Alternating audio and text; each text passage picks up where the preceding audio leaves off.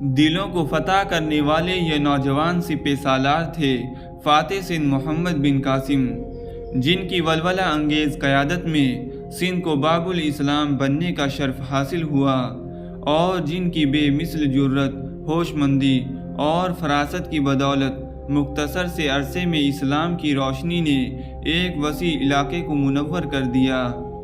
عالم اسلام کا یہ عظیم جرنیل 75 ہجری میں طائف کے مقام پر پیدا ہوا۔ یہ وہ دور تھا جب عبد الملک بن مروان خلیفۃ المسلمین تھے۔ انہوں نے حجاج بن یوسف کو 75 ہجری میں مشرقی ممالک کا حاکم اعلیٰ مقرر کر دیا تھا۔ حجاج بن یوسف نے اپنے بھائی قاسم بن محمد یعنی محمد بن قاسم کے والد کو بصرہ کا گورنر نامزد کیا۔ خیال ہے کہ اس کے بعد محمد بن قاسم کی تربیت بصرہ ہی میں ہوئی۔ آپ کی کنیت ابو البہار تھی، کیونکہ آپ ایک خوشبودار پھول بہار البر کو بہت پسند کرتے تھے۔ اس زمانے میں بصرہ ایک بڑا علمی، ثقافی اور عسکری مرکز تھا۔ صحابی رسول صلی اللہ علیہ وسلم حضرت انس بن مالک رضی اللہ تعالی عنہ اس وقت بقید حیات تھے۔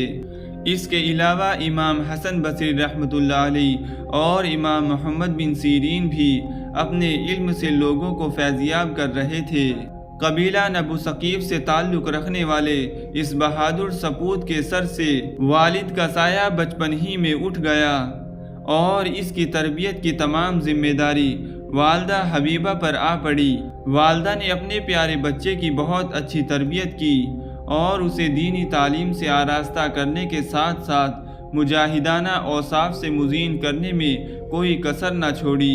محمد نے نوجوانی کی دہلیز پر قدم رکھا تو فوج کی ملازمت اختیار کی، جہاں قابل اور تجربے کار فوجی افسران کے زیر تربیت ان کی صلاحیتیں اور نکھر کر سامنے آئیں۔ اس کمسن نوجوان نے لڑائی کے تمام مروجہ طریقوں پر اتنی عمدگی سے اور اس قدر جلدی دسترس حاصل کر لی کہ صرف 14 سال کی عمر میں اسے فوج کے اعلیٰ عہدے کے لیے موزوں قرار دے دیا گیا۔ سن 90 ہجری میں ایران میں کردوں نے بغاوت کر دی۔ حجاج بن یوسف نے باغی کردوں کے خلاف ایک فوج روانہ کرنے کا فیصلہ کیا، اور اس فوج کی قیادت کے لیے اس کی نگاہ اپنے مرحوم بھائی قاسم کے بیٹے محمد پر پڑی، جن کی عمر 15 سال تھی، لیکن اچھی صحت اور بچپن ہی سے فن حرب و ضرب کی تعلیم حاصل کرنے کی وجہ سے وہ اپنی عمر سے کہیں بڑے دکھائی دیتے تھے۔ محمد اپنی ذہانت اور قائدانہ صلاحیتوں کا بارہا اظہار کر چکے تھے۔ انہوں نے فوج کی کمان سنبھالی اور ایران پہنچ کر کردوں کو شکست فاش دی، پھر استخار کو تسخیر کیا اور جرجان کی طرف بڑھے۔ اس کے بعد ایک خصوصی نقشہ تیار کروا کے شہر شیراز کی بنیاد ڈالی اور اسے فارس کا پایہ تخت بنایا۔ شیراز اس سے قبل ایک معمولی چھاونی تھی۔ محمد بن قاسم نے شیراز میں بے حد عمدگی سے امور مملکت انجام دیے۔ 17 سال کی عمر میں انہیں شیراز کا گورنر مقرر کر دیا گیا۔ محمد بن قاسم کو اسلام سے بڑی محبت تھی۔ اسلام کا پیغام عام کرنے کی جو تڑپ اس صالح نوجوان کے دل میں تھی، اس کا اندازہ اس بات سے ہو سکتا ہے کہ محمد بن قاسم کو جو تنخواہ ملتی تھی، اس کا بڑا حصہ وہ اسلام کی دعوت پھیلانے پر صرف کر دیا کرتے تھے۔ قدرت نے اس نوجوان سالار کی زبان میں ایسی مٹھاس بھر دی تھی کہ جب وہ لوگوں کے سامنے تقریر کرتے تو لوگ دم بخود ہو کر سنتے رہ جاتے۔ محمد بن قاسم کو حجاج کی طرف سے شہر رے پر فوج کشی کا حکم مل چکا تھا۔ اچانک حجاج بن یوسف کا ایک اور حکم نامہ انہیں موصول ہوا، جس میں کہا گیا تھا کہ رے کی بجائے سندھ جاؤ اور اس فوج کا انتظار کرو جسے میں تمہارے لیے خشکی کے راستے بھیج رہا ہوں۔ سندھ پر حملہ کرنے کا یہ فیصلہ دراصل اس مسلمان لڑکی کی پکار کا جواب تھا جس نے سندھ کے ساحل پر لٹیروں کے ہاتھوں اپنے جہاز کو لٹتے دیکھ کر حجاج کو مدد کے لیے پکارا تھا۔ یہ بحری قافلہ سرندیپ یعنی موجودہ سری لنکا کے بادشاہ نے خلیفہ وقت ولید بن عبد الملک کی خدمت میں تحائف کے ساتھ بھیجا تھا۔ قافلے میں چند مسلمان عورتیں اور مسلمان تاجروں کی بیویاں اور بچے شامل تھے۔ یہ جہاز گرداب میں گھر کر تباہ ہوئے اور دبیل کی طرف جا نکلے، جہاں بحری قزاقوں نے انہیں لوٹ لیا۔ ان میں قید کی جانے والی عورتوں نے حجاج کا نام لے کر دہائی دی۔ قافلے کے چند مسافر بچ نکلنے میں کامیاب ہو گئے۔ انہوں نے عراق پہنچ کر حجاج بن یوسف کو اس واقعے سے آگاہ کیا۔ حجاج بن یوسف نے سندھ کے راجہ داہر کو ایک خط لکھا کہ آپ نے جس مسلمانوں کو قید کر لیا ہے ان کو رہا کر دیں اور لوٹا ہوا مال و اسباب واپس کر دیں۔ راجہ داہر نے جواب میں لکھا کہ یہ کام تو بحری ڈاکوؤں کا ہے جن پر ہمارا بس نہیں چلتا۔ راجہ داہر کا جواب آنے پر حجاج بن یوسف نے خلیفہ ولید بن عبد الملک سے سندھ پر حملے کی اجازت طلب کی۔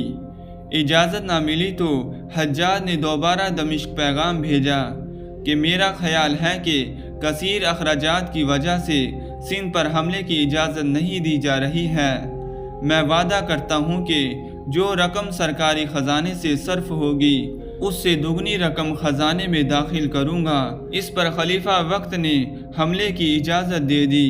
آج سے 1300 سال پہلے سندھ چھوٹا سا صوبہ نہ تھا، بلکہ سندھ کا نام اطلاق ایک وسیع علاقے پر ہوتا تھا جو مغرب میں مکران تک، جنوب میں بحر عرب اور گجرات تک، مشرق میں مالوا کے وسط اور راجپوتانہ تک، اور شمال میں ملتان سے گزر کر جنوبی پنجاب کے اندر تک پھیلا ہوا تھا۔ اس زمانے میں مسلمانوں کی حکومت مکران تک وسیع ہو چکی تھی۔ سن 75 ہجری میں حجاج بن یوسف کو مشرقی ممالک کا حاکم اعلیٰ بنائے جانے سے پہلے گو کہ سندھ کے سرحدی علاقوں پر مسلمانوں نے اکا دکا حملے کیے تھے، لیکن ان کا مقصد ڈاکوں کی سرکوبی تھا، باقاعدہ فوج کشی نہیں کی گئی تھی۔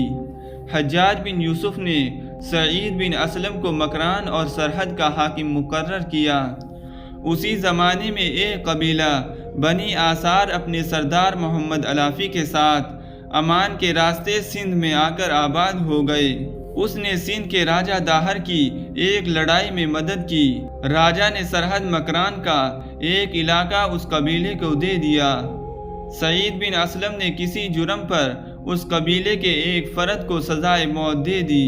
اس پر قبیلے والوں نے سعید کو قتل کر کے مکران پر قبضہ کر لیا۔ حجاج بن یوسف کو یہ خبر ملی تو وہ بہت غضبناک ہوئے اور انہوں نے اپنے ایک افسر مجاع بن سحر کو مکران بھیجا۔ علافی اپنے ساتھیوں کے ساتھ مکران چھوڑ کر سندھ بھاگ گئے، جہاں راجہ داہر نے ان کو پناہ دے دی۔ راجہ داہر نے حکومت اسلامیہ کے باغی کو پناہ دی تھی، اسی وجہ سے اس کے خلاف کارروائی مسلمانوں کے لیے ضروری ہو گئی۔ انہی دنوں میں مسلمان عورتوں اور بچوں کو لے جانے والے تجارتی جہاز سندھ کے بحری قزاقوں کے ہاتھوں لوٹ جانے کا واقعہ پیش آیا، اور راجہ داہر نے اپنی قوت کے گھمنڈ میں مسلمان عورتوں اور بچوں اور قیمتی سامان کو واپس نہ کرنے کا جو فیصلہ کیا وہی اسے کیفر کردار تک پہنچانے کا باعث بن گیا۔ حجاج بن یوسف نے پہلے عبداللہ بن بنہان کی قیادت میں ایک فوج سندھ کے ساحلی شہر دبیل بھیجی، لیکن عبداللہ لڑتے ہوئے شہید ہو گئے۔ پھر بدیل بن تحفہ کو، جو امان میں تھے، حکم ملا کہ مکران کے گورنر سے 3000 سپاہی لے کر دبیل پر حملہ کرے، لیکن بدیل نے بھی لڑائی میں شہادت کا مرتبہ پایا۔ حجاج نے اپنے 2 سپہ سالاروں کی شہادت کے بعد فیصلہ کیا کہ سندھ پر منظم حملے کی ضرورت ہے۔ انہوں نے شامی لشکر سے 6000 پیادے سپاہی اور 6000 سوار لیے، بوجھ لادنے کے لیے کئی ہزار اونٹ فراہم کیے، ضرورت کی ہر چیز ساز کر دی، حتیٰ کہ سوئی دھاگا تک کر دیا۔ جب سندھ میں سپاہیوں کا ہاضمہ خراب ہوا، اس وقت سرکہ فراہم کیا گیا۔ حجاج نے روئی کو سرکے میں بھگو کر سائے میں خشک کروایا اور پھر اس روئی کے گٹھے بندھوا کر جہازوں کے ذریعے روانہ کیے، تاکہ جب بھی سرکے کی ضرورت ہو روئی تر کر کے اسے چھان لیا جائے۔ فوجی ساز و سامان دیگر کئی جہازوں پر لاد کر دبیل روانہ کیا۔ اس میں کئی منجیکیں بھی تھی۔ ایک بہت بڑی منجیک بھی تھی جسے عروس کے نام سے پکارا جاتا تھا۔ یہ منجیک اتنی بڑی تھی کہ اسے حرکت میں لانے کے لیے 500 افراد کی ضرورت ہوتی تھی۔ حجاج بن یوسف نے سندھ پر فوج کشی کے لیے اب نوجوان محمد بن قاسم کا انتخاب کیا۔ یہاں سے محمد بن قاسم کی زندگی کا ایک نیا باب شروع ہوتا ہے۔ یہ باب جہاد فی سبیل اللہ سے عبارت ہے۔ یہی باب جس نے محمد بن قاسم کو فاتح سندھ کا لقب عطا کیا۔ در حقیقت وہ محض سندھ کے فاتح نہیں تھے بلکہ سندھ کے تمام باشندوں کے دلوں کے فاتح تھے۔ انہوں نے مفتوح عوام کے دلوں کو اپنے حسن سلوک سے تسخیر کر ڈالا اور صرف 3.5 سال کے عرصے میں عوام کو اپنا اس حد تک گرویدہ بنا ڈالا کہ لوگوں نے ان کا مجسمہ بنا کر عقیدت اور احترام سے اپنے پاس رکھ لیا۔ اتنی محبت، اتنی عزت اسی کو ملتی ہے جسے دلوں کو فتح کرنے کا ڈھنگ آتا ہو۔